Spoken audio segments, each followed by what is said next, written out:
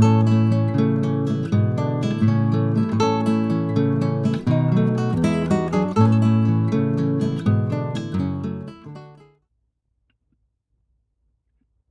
right, folks, here we are back at the bench. This is the classic or Class 1 Model Works depressed car that I just did a video on. And this is the wooden box I'm going to put at the one end for the bushings. It it isn't perfect. It's close. I'll try to move around here. Let me move my lights and I'll try to drone a little bit. Hopefully keep things relatively steady. As I come over here, you can kind of get a look at it. It's off a little bit there at the top. I did add the 2x running across the top. It has a solid piece, top and bottom, to try to help keep it together. It's all cut by hand. It's all cut at a northeast, scale lumber.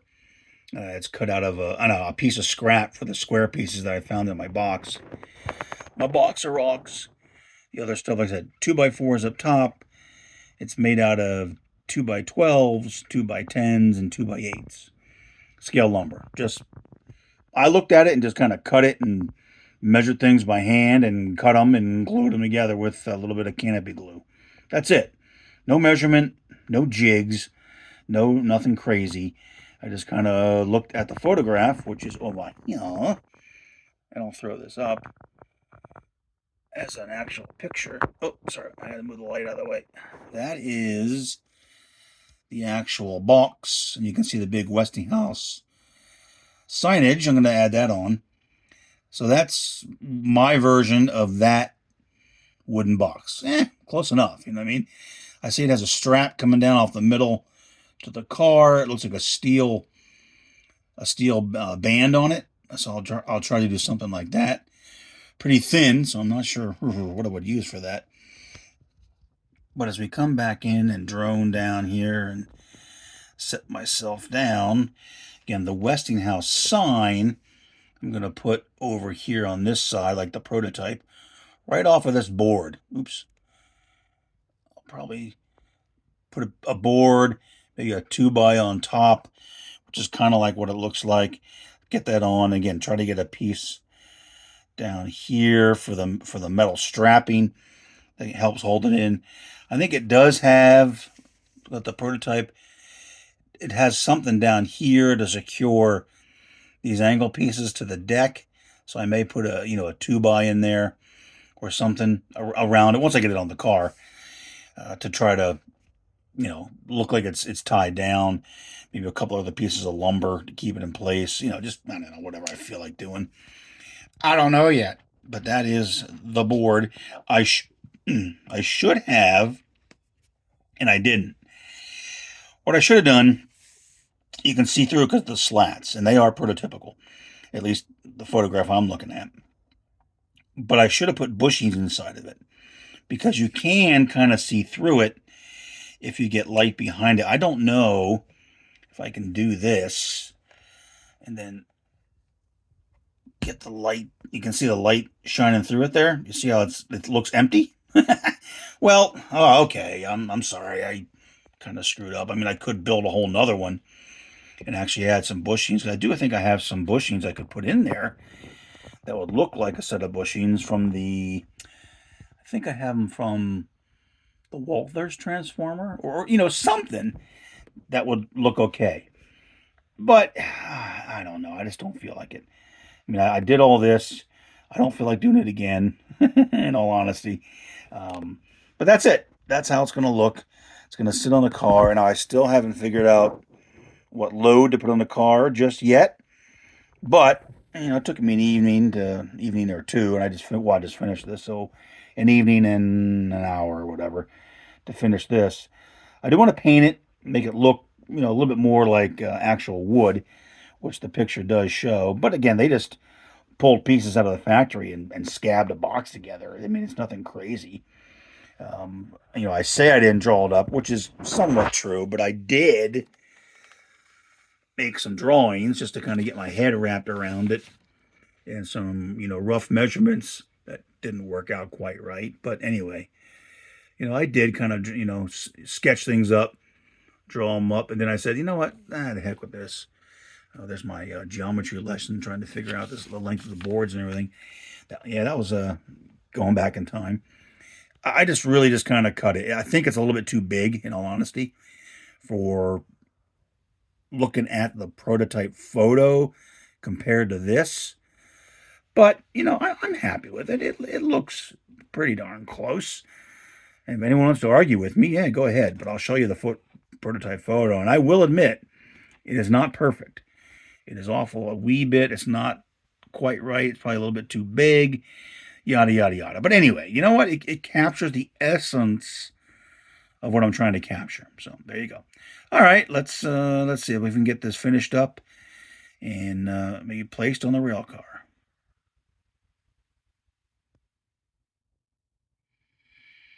All right, well, things got the better of me. I don't know why I do this. So these are the bushings that should be inside the crate there in the back. So I decided to make another one. These are the bushings. The other crate I'm going to keep and probably put over in the factory because there's nothing wrong with it, really. It's just empty. And right here, what I did was I took the bushings from the Walthers Transformer, the 3 highs, and then the three LV, 3 XVs, and 1 XO. So there's 3 lows and a neutral, and then there's 3 highs. So it's a delta high and a Y low. All right, good enough. And then what I did, I think this shows up or not, I'm not sure. I took the bushing, I glued it to a little piece of styrene. Now that's supposed to be the bushing flange, and it's square, so that's wrong. And these bushings are not right. I know that. The bottom part underneath it, which would go in the oil or the airspace, whatever, that is a piece of styrene tube. It's 1/8 for the high voltage, and I think it's about 3/32 or so, maybe a 16th for the low voltage. They're not right. You can see they're a little out of cattywampus. They're primed right now. I primed them with Mr. Hobby 1500 gray primer.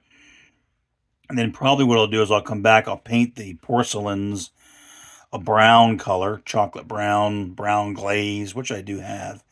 And then the top part, the dome, I'll probably paint red. Why? I don't know, because you're probably not going to see it very well. And then over here, I did start to create the actual bushing box. And that has the holes in it, where hopefully everything fits. The 3 highs and the... that focus or not? I can't tell. And the 4 lows. And then this in the back is the bottom. So that's going to be the bottom. This right now is going to be the middle, not the top. And then that's going to be, if I can hold this and you can see what I'm trying to accomplish here. That's going to sit up like that. The slats will be around it, hold it together. The bushings will be inside. So when you come and look inside this other crate, you should be able to see the bushings. Like I said, this crate, this is now painted. This is painted, I think, wood deck tan from Tamiya. That'll sit over in the factory as an empty. That's okay. That could be. It could be sitting over there, and it's just not, loaded up yet. So I wanted to capture that. We'll see how this little jewel turns out. I do not know. Like I said, those bushings, I know they're wrong. The flanges are square. Should not be. They should be round, but I don't have a nice round flange I could put on. And plus, why bother? I mean, no one's really going to see it. If I was making a model that was going to be in some show, judge, or something silly like that, yeah, I probably would go to a little bit more of an extreme. The inside should be tapered, not straight down. It should be a tapered inside that goes into the airspace or into the oil. And the bottom should have another, like an outer ring on it where you can bolt on a bottom connection or you leave it on. Or I think you can leave it on. Well, it's on, and then you have the draw lead that comes up through. Probably for the high voltage. The low voltage on this would probably be bottom connected. So it should, but I am not going to worry about making 4 inch by 4 inch, uh, you know, bronze ANSI NEMA stabs. I'm not doing it. Forget it. And no one's ever going to see it.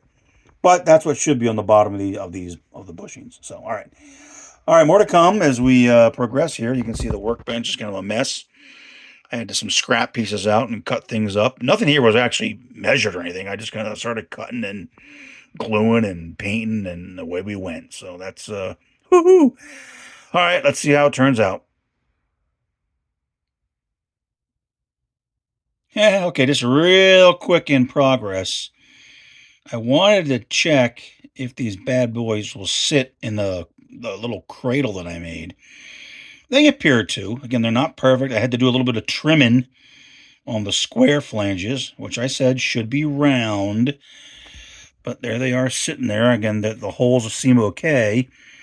Got the 3 highs and the 4 lows. The 3 being the LV and the 1 being the neutral. Now, to get them painted, they've been sitting overnight drying up. But like I said, I wanted to verify first, and there's the underside, that they do indeed fit into the holder. Let me get this light. Oh, that light doesn't work. Sorry about that. All right. So moral of the story is, looks okay. Let's get these painted up and forge ahead here. All right. So here is my bushing box in process. I have the 3 highs and the 4 lows. You can see how they kind of come down below there because they're actually mounted through that center plate, which is a little bit big. I admit that. And I put heavier pieces on the outside just to kind of keep it, up where I kind of want it. And now what I need to do is go ahead and slat the thing, slat the side, the front and back. The 2 sides look like they were pretty much solid, so I'll get that done. But this at least gets me up in the air where I want to be. If I turn this little puppy around, you can see the bushings sitting in there. They're painted that brown glaze, red on top, a little bit of bronze on the very, very top where the bushing connector is. Again, I don't think that I'm not too worried about that. But they do have a bronze piece on top. That's either a spin-on piece that goes over where the draw lead comes up, holds it on. Then the customer in the field would probably spin on some Anderson type, 4-spade connectors, 2-spade connectors, whatever they have, whatever they're going to use on these bushings. So that's what they look like, at least. Now, when I get the thing done and slotted, at least you'll be able to look in there and say, oh, yeah, okay, yeah, there's bushings in there. I see what you're doing. So, all right, let's get it slotted and pin it up and, excuse me, see how it looks. Okay, so here's an in progress of the bushing box. I have the slats on the 2 long sides done, and I also did the top with a solid piece, but it looks okay because again, this is HO scale. I needed to keep things together so they don't fall apart, and I didn't feel like gluing individual boards across the top, which is the way I think the original was built, which makes sense. So I put a solid piece in there. I had some laying around in my scrap. This is not it, but I had some, pieces laying around, cut a piece, sanded it really carefully. I do a little bit of sanding to make it fit.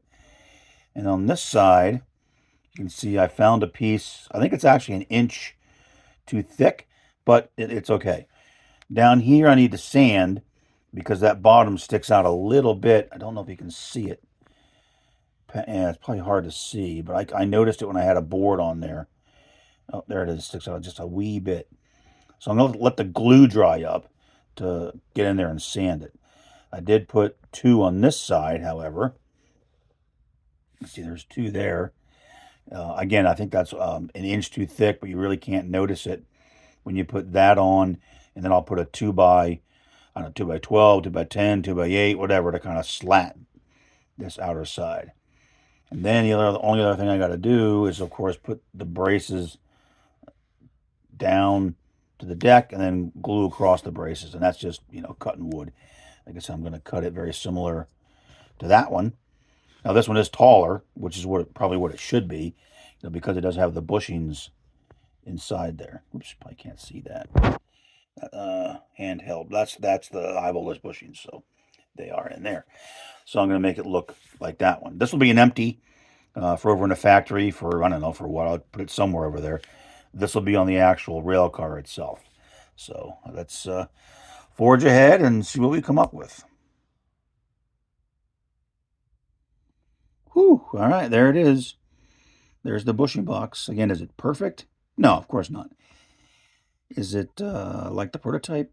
Yeah, I think so. And you can tell, barely, as I kind of drone around and get my big fat fingers in there. There is definitely something inside it. Can you tell it's a bushing? Well, I don't know. I don't think so, but I don't know. Was it worth all the effort? Probably not. But again, that is the box. That is it. All the way around it. I did, on some of these here, I had to take, I think it was a 3-inch board, and I kind of planed it down with an HO scale planer. No, actually it was sandpaper, or a sanding block, and I got it down to, I think, 2 inches. So it looks pretty close, but again, it is not perfect.